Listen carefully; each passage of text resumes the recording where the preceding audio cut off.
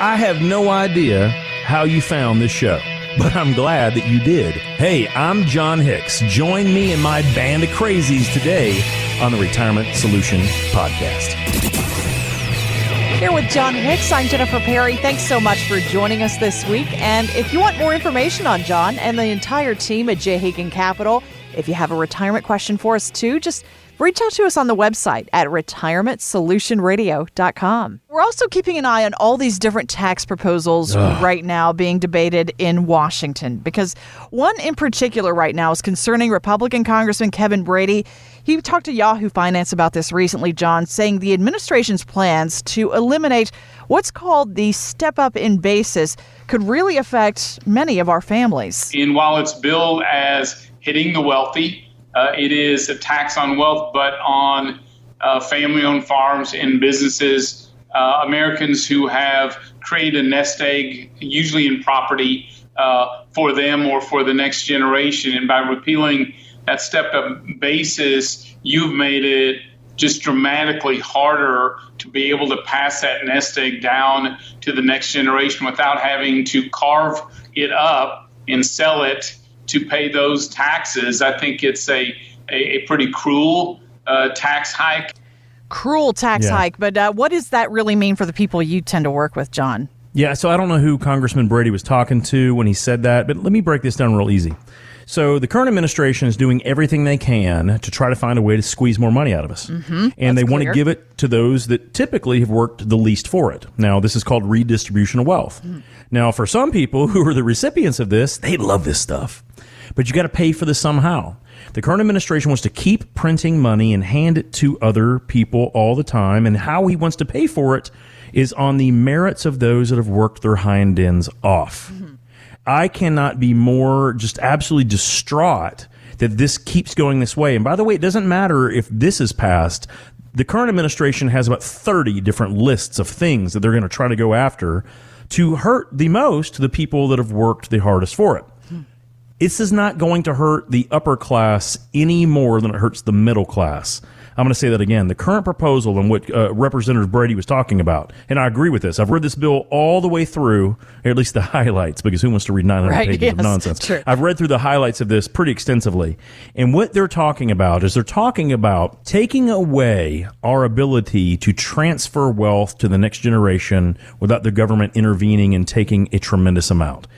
Back in the day, Jennifer, the reason that they gave us what they call a step up in cost basis, let's break that down real quick for a second first. Okay, yes, please. What this means, let's assume that your grandparents bought a house for $50,000, who cares when? Forever ago, 1,000 years ago, whatever period of time it was.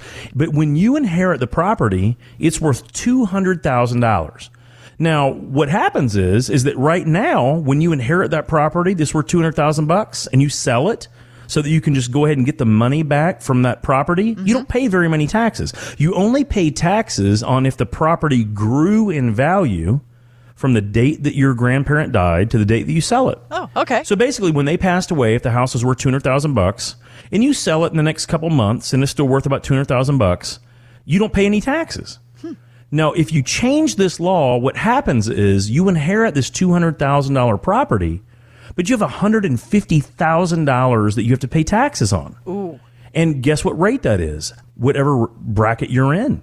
So if you're a great and successful person and you're in the 40% tax bracket, guess what? Your grandparents' lifelong investment that got them all the way through there, you're going to pay, 40% taxes on that inheritance. Wow. So there's a $60,000 tax bill on someone who just got a $200,000 house. Sure. I mean, yeah, there's still a chunk of change left, but it's not really going to be life-changing for them or really allow them to maybe keep the house if that's what they want to do. That's the point, Jennifer. And think about this. So let's assume that a millennial who doesn't own a home inherits their grandparents' property, and frankly, they love that farm. It's a place that they used to go to when they were a kid in Kansas, Tennessee, Kentucky, Ohio, and they love that place. They don't own a home yet, and they would love to actually maybe even live there. Fix it up. Yeah. Do one of those flip-flop things, fixer-upper things, Yes. whatever you see on HGTV. And what they realize is that, okay, they inherit this property, but man, now they got tens of thousands of dollars of taxes due, even if they're not in the top bracket. Yeah. So when you think about that, do they have that money laying around? If they don't, they're going to have to sell that property to pay pay for the taxes. Yeah. That's why the rule exists the way it does right now. So what Representative Brady was saying is that step up in basis, it's not going to affect the rich the way you think it does. They're going to find some other loophole somewhere else. This is going to affect the majority of really good savers that, frankly, they did invest in their home. They wanted to be in a nice area, a safe area for their family, and they wanted maybe, even if their kids didn't keep that home, they wanted to know that they were going to at least leave that home to their kids so they could spend the rest of their other retirement money that they worked so hard to save. They didn't want to have to worry about that.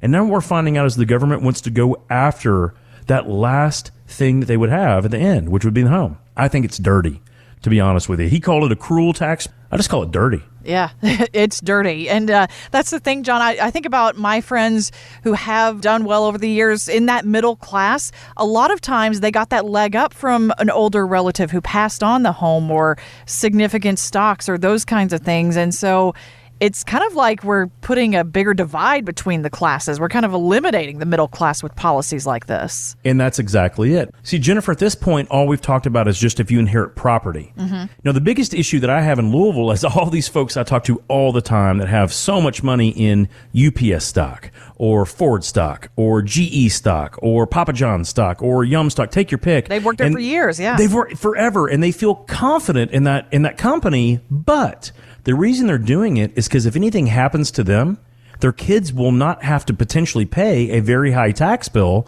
to inherit that stock. Yeah. That's a big deal. If you put in $50,000 into UPS stock back in the day, and we know, guys, it's gone through a huge run, right? So now let's say it's worth $1 million. You get $1 million of stock. If you pass away today, your kids don't pay any taxes to inherit that stock.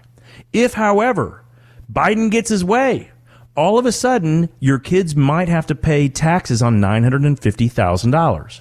Now, you tell me, is that going to change your thoughts on should you keep that stock or not? Yes. It probably will. As a matter of fact, I just read an article that said, be careful. There may be $178 billion of stock transactions in the next year if people really start thinking this can happen. Oh, wow. Could that be the catalyst that disrupts this market run? Darn straight it can. I'm going to tell you straight up. If all of a sudden we have everyone that's owned, including Warren Buffett, guys, think about Buffett, including all these companies he's owned for 10, 20, 30, 40, 50 years, and they realize, I might as well go ahead and capitalize now, take my money off the table, pay a lower tax bracket than holding into that, and maybe someone has to pay a tremendously higher tax bill. Yeah. See, that could potentially change the market. So again, not only is this, in my opinion, a ridiculous tax policy, it's a disastrous one on top of that. So you just want to be careful. How are you positioned for this? Do you or your parents have a tremendous amount of stock in one company